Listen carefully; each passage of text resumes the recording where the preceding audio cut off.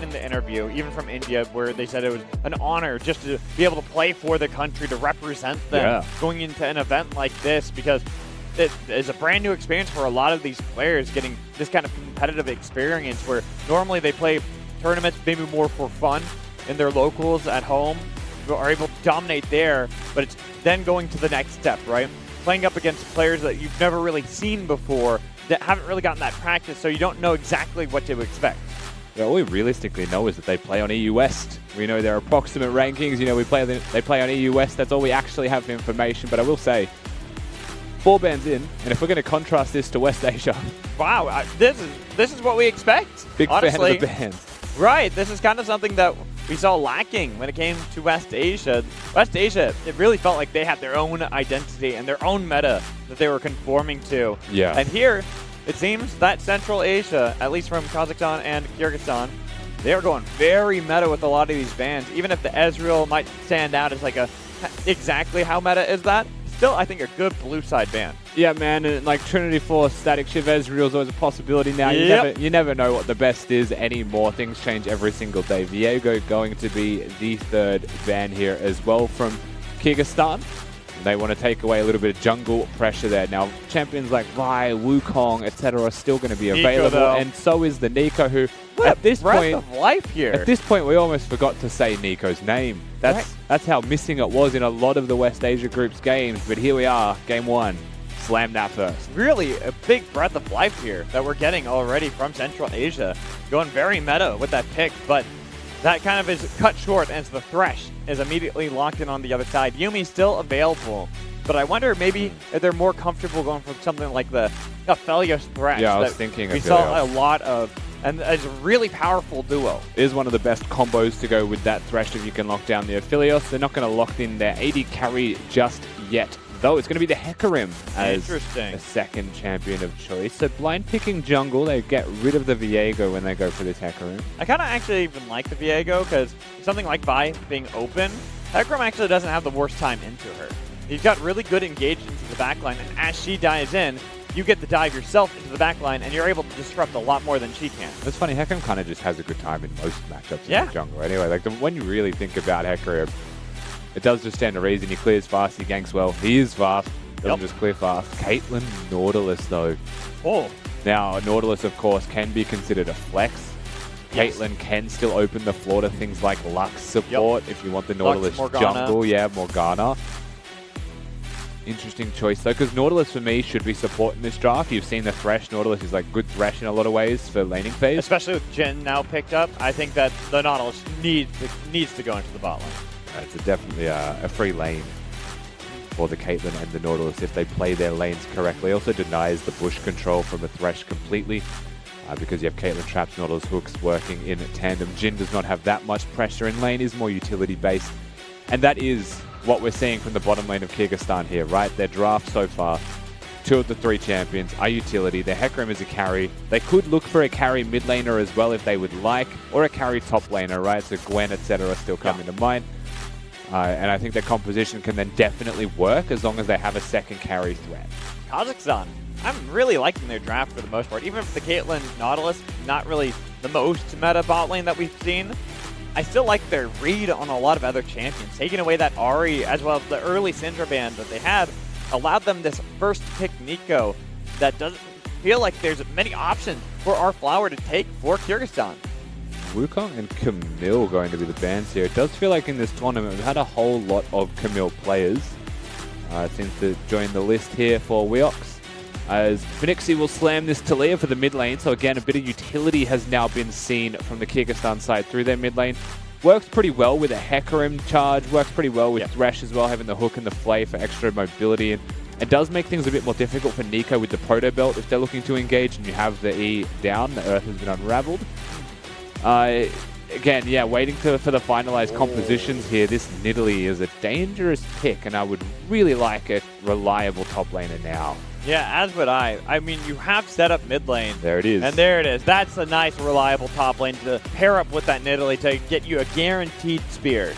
Not to be confused with yesterday's Nidalee that had a Zeri and a Jace. Right. That's why we're we're really hitting on this one because we look at what happened yesterday where there was no setup from Jordan when they picked that Nidalee. Nailed it. Here we have all the setup from both solo lanes, even from the bot lane of Kazakhstan, but that Gwen pickup too.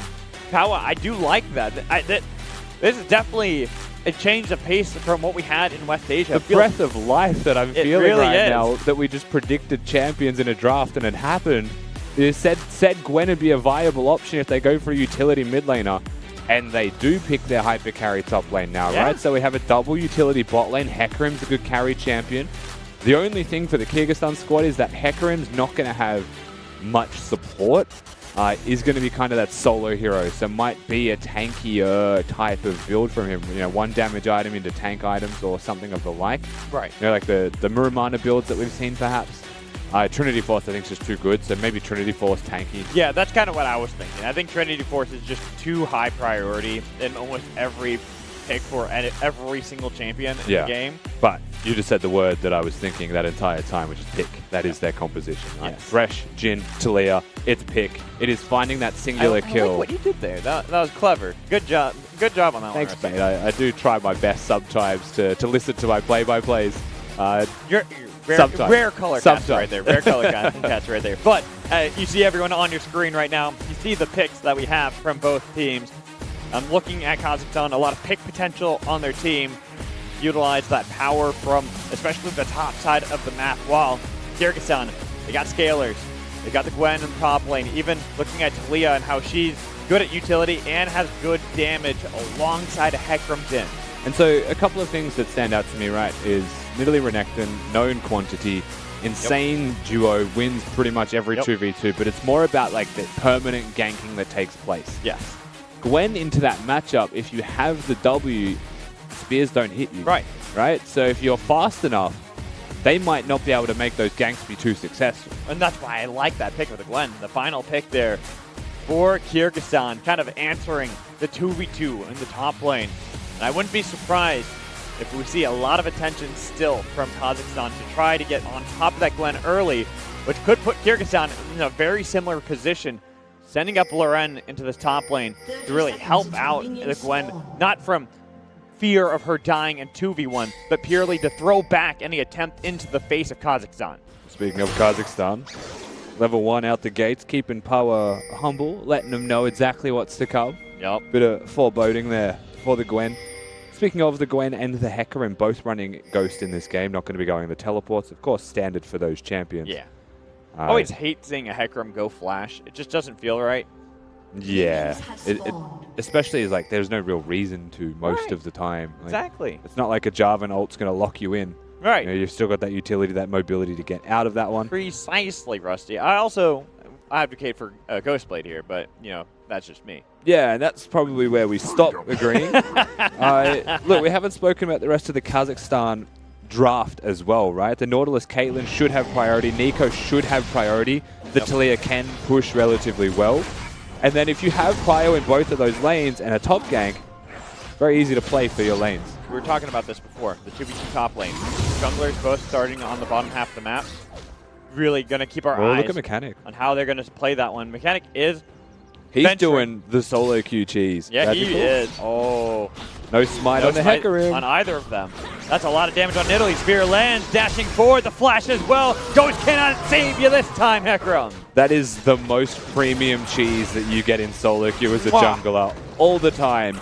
It's red buff with leash, straight over the wall, and you get tempo because you've been leashed. And if you have a dash, you just get in. Doesn't matter if you have no smite, you have a red buff, and they can't stop you. I hate to make the pun, but that's some Gouda cheese right there.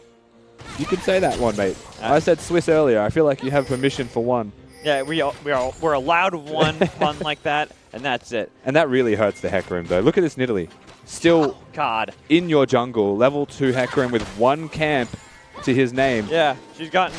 And she's just going taxing mid lane a little bit. Wants to really keep that prio. And what does this mean? It means I'm going to invade you again. Even with the ward, you see it now, Loren, and you're like, ah, come Loren, on. no smite. Come on, leave me alone. Just let me have something. Some chicken nuggets. That's all I really want here, because I'm starving at the moment. And the prio was given to Fake Lover. Oh, so no. Step away, Loren. The flash in. They've got the smash. They've got the dash. The spear connecting is a kill easily for the side of Kazakhstan. 2 now on Nidalee. Tell you what, it's a bad day to be Loren. He is 1 jungle camp completed, and that was his first camp of the game. Has died twice to this Nidalee. And you have to think about the ripple effects. We'll see how this kill happens one more time. Fake Lover just hits the flash, locks him down, and then the spear comes through. Very nicely done. And I will say again, mechanically so good from Kazakhstan thus far. They are looking like a really refined and polished team. That's a very shallow ward, but it's looking for the scuttle crab. I'm surprised they're not actually going to do it themselves. But maybe one more wave in bottom before they consider that one. Because Nidalee is going to be top. So again, if you look at the minimap, it's like a horror movie. Loren goes to his red, taken. Goes to his Krugs, taken. It's going to come back to the respawning Gromp or scuttle crab. 2 wards to see him. Bro, everywhere you go. Literally, remember yesterday, our last game of the day. And look at the prio from bot. It was a Fed Jax that we had right out of the gates. They're still pressuring him, man. This one is just a Fed Nidalee, and Loren is having the worst game right now on this Hecarim. The bot lane easily takes him out because he's just got nothing in the tank to actually do anything. And even looking at Jung right now, getting a lot of damage on the Lotus. Lotus dodged the second trap, but was hit by the first one. This Hecarim is still only has gotten 1 camp. Yeah, pretty much what we said from draft though, right? Priority in mid, priority in bottom, and a Nidalee Renekton combo, which is dangerous, but those prio lanes enable this jungle advantage. And really, the highlights package in this game might just be a whole lot of Loren going down if it continues on this path. Yeah. Top has farmed though, Magical. That is true. But I will say, it's the second time in this game a flash has been burned just to kill Loren. I'm actually just sad. Yeah. He's at 1 camp. What? He can't do anything. Actually, okay, bot lane. Ooh. This is looking good for Kyrgyzstan at the moment. They were able to get the kill on Nautilus, but the Nidalee. Mechanic is here, and even Lotus flashing on top does pick up the kill, but this should be a double kill for Nidalee. Once, twice, pounce, double kill. And probably should actually crash that wave for the team, but he's just going to go back up towards the jungle because there's a Hecarim. He can't because Hecarim's not allowed to get the camp. He's not allowed to camp. Come on, Mechanic. Come on, Mechanic. Go stop him. Oh, he's got one. He's got it. 5 minutes, 30 seconds on the clock. He finds a second camp. Oh, poor Loren. Meanwhile, mid lane, the flash had to be burned by Flower because that spear connects and you are dead. Forced back, which means the Raptors aren't yours. No, poor Loren again. We look at this replay, but it doesn't matter that the 2 kills are picked up by Phoenixy and Lotus. It's a nice play in the 2v2. Yeah, it is. But then Mechanic shows up. Yeah, you've done the best that you possibly can. Lotus flashes here as well. I think they resolved on seeing the Nidalee to all in, just take the best. And look, it is a 2 for 0 if you don't bring a jungler in. Yeah. Kazakhstan, of course, have the jungler the most impossible. I mean, it's kind of hard. Hey, he's getting a 3rd camp. Right? Is he? Oh, he is. He's getting a 3rd camp. He's going to lose his blue buff on spawn. But he's going to lose a lot more than blue buff. Dragon and the blue buff should both be taken here by Kazakhstan. And I don't think he ganks top, because if you are a Hecarim right now, he is level Renekton presses R and you're just gone. No, he's level 3. Level 3, dude. Level 3. Level 3. Oh, Loren. Yeah, look at that. He's already booking it out of there. Yeah. And he's taking a, look how long the path he is taking is. Well, let's talk about why this hurts though, right? Nidalee clearing the Drake, it's confirmed. He knows his blue buff isn't safe, but the enemy blue buff is up. Yeah. But he can't get there because the Renekton's bodying him out. Yeah. He tried to go to a scuttle crab, but the bot lane of Kazakhstan bodied him out. Too. Loren is thinking he walked a long way to avoid vision to get there, and now there's a teleport in mid as well as a Nidalee that'll be there. Oh no, he's still. His only choice is to smite steal it because there's no smite, and then run. But he is spotted out, and level 6, level 3. Giddy up, Pony. The spear barely pixels away. Tickled him. He felt the wind on that one. And this is one of those, what do they call them, magical jungle gaps? Jungle diff. Jungle diff. Bit of a jiffy in the jiffy. Yeah, best way to put it. And you feel for Loren, right?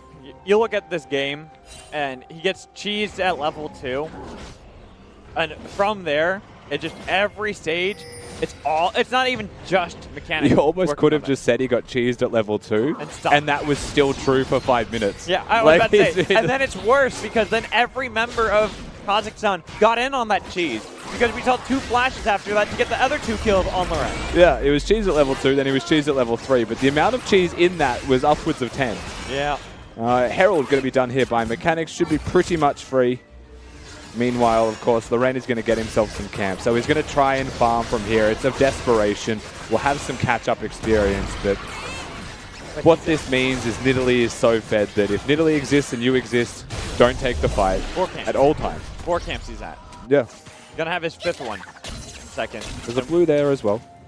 Yeah, but can he actually... Okay, he might be able to get it. Well, we can accept that he is now able to farm, right? Because Mechanic has decided there's bigger things in this game. True. Still much more influential for the side of Kazakhstan, and it keeps the Hecarim behind indefinitely at this point.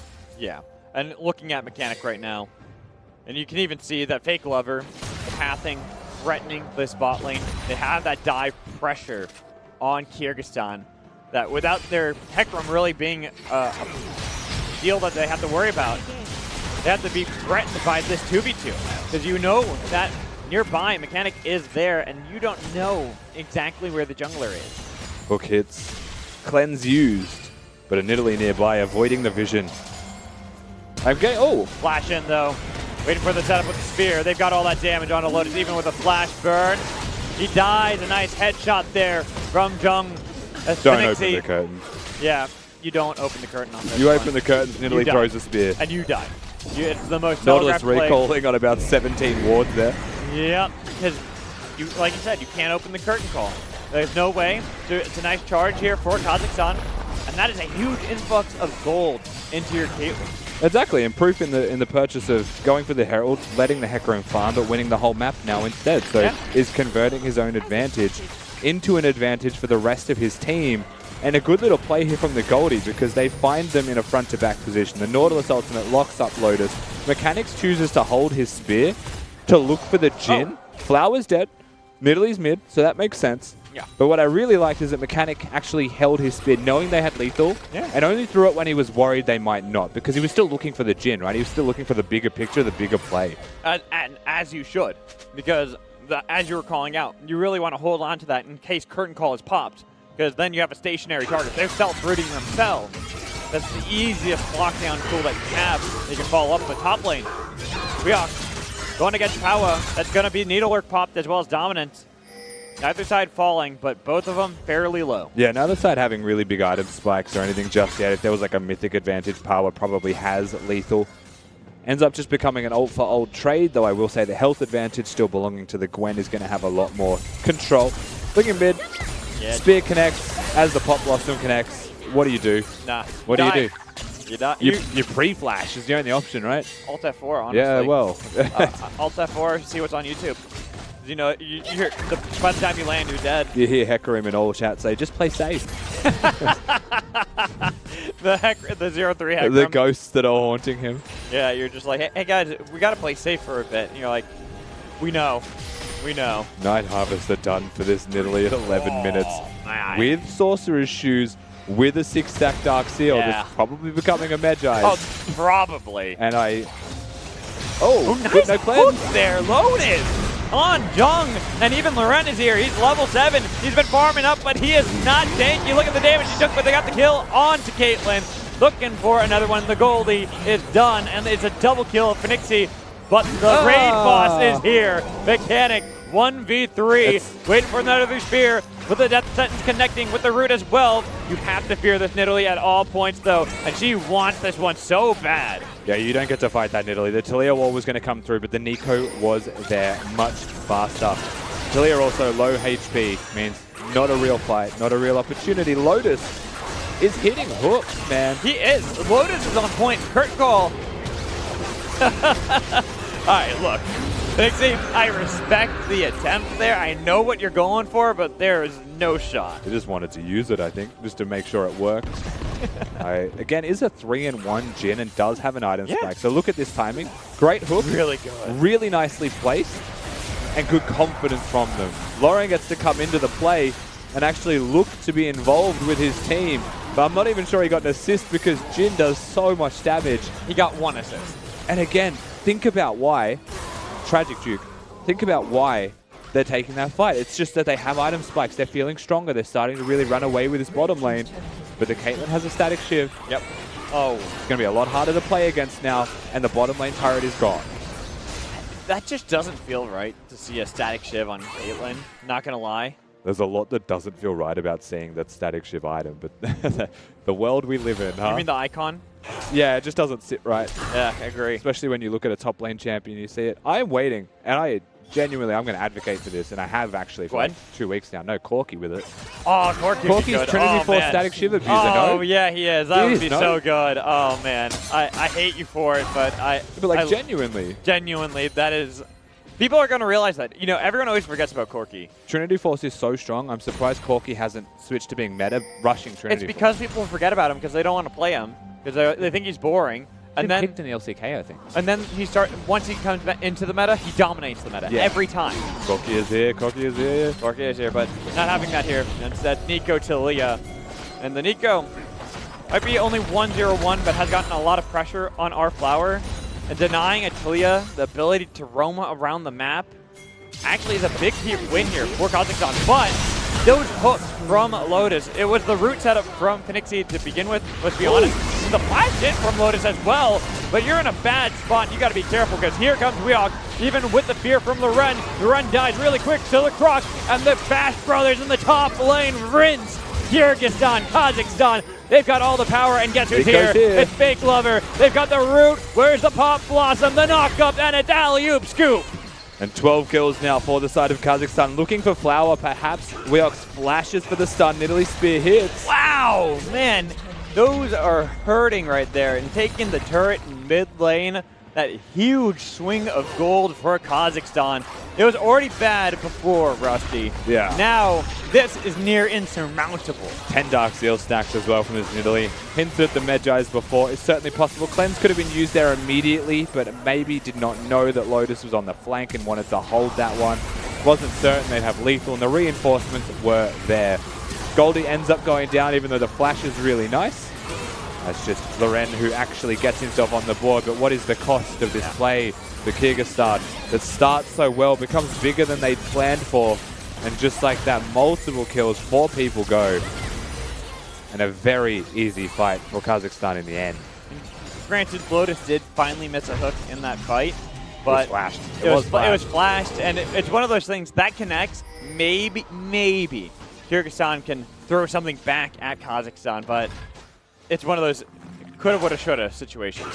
For me, we're at this point now where second item being completed. I want to make it very clear that what we just saw from him was a full Shadow Flame into sell into Medjai's needlessly large rod answer. So he had enough for the second item. 3.4k odds just sitting in that bank. And he decided, Medjai's. Man after my own heart. I'm with it. Hell yeah. You are 6-0, and it is 16.5 minutes into the game. That's what I'm saying, man. And if you end up 8-0, you got bang. Yeah, you're already full stack there. Caitlyn also ends up being utility in this game. It's just chilling with the static shift, clearing ways with the team. That's the whole point of that. Right now, Lotus looking for Weok. Doesn't sidestep. Push back, taking a lot of damage as well. But bursting back with the Gore Drinker. The Black Hand and Pop Blossom. Triple knock-up and Roop. They've got a double kill for the Croc as he continues to sink his teeth into Kyrgyzstan. Almost getting a quadra. Triple is going to have to do. The spear comes through for the fourth, but a triple from Weox, and the reinforcements just arrive on time. Everything going the way of Kazakhstan here. Kyrgyzstan, again, a good attempt. They're still looking for these picks. They're trying to stay proactive. And you have to give them that credit for trying. But 17 minutes in the game, as Hecarim does not have an item yet. Has 2 out of the 3 components of a Trinity Force. And I respect the Kyrgyzstan fans. Down. I respect the Kyrgyzstan fans there, the 20%. They're going to win. But I hate to burst your bubble. There's a 7-0-6 Nidalee with 16 stacks of Medjai's. And the whole team is 10,000 gold down total. Hard Red, again, Lotus having the game of his absolute life. All of these hooks have been so good. The teleports come through, and unfortunately for the Gwen, teleporting straight into a pop blossom could not have had a more unfortunate timing. Yep. The Renekton gets the full healing off as well. Maximum Q hitting everyone. Gore Drinker hitting everyone. This looks familiar. Triumph as well. Oh, was worried for that spear. Third dragon of the game for Kazakhstan.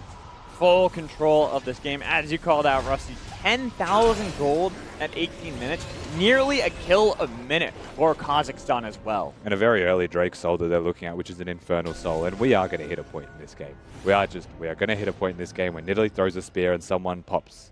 Just one shot. One shot. Just gone. Completely. He's a ward. Like, I don't think Mechanic has actually backed in some time either. Probably has enough gold to get that Shadow Flame after that last fight in the bot lane and getting the dragon.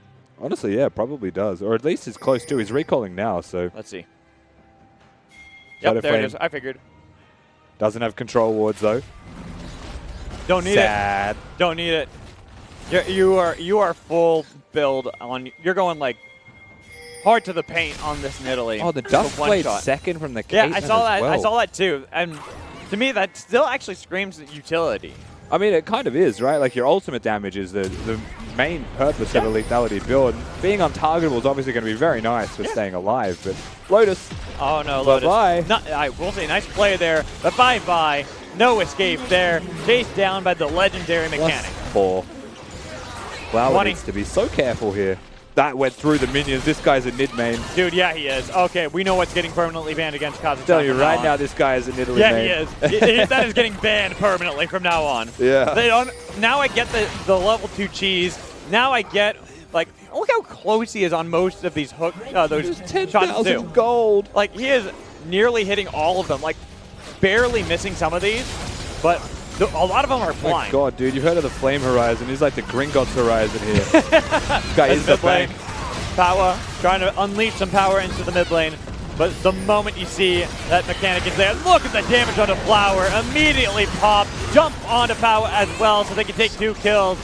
Oh. As we are thinking the turret for a long time. Lotus again with a nice hook, but what does it matter when your team is falling apart and you die immediately?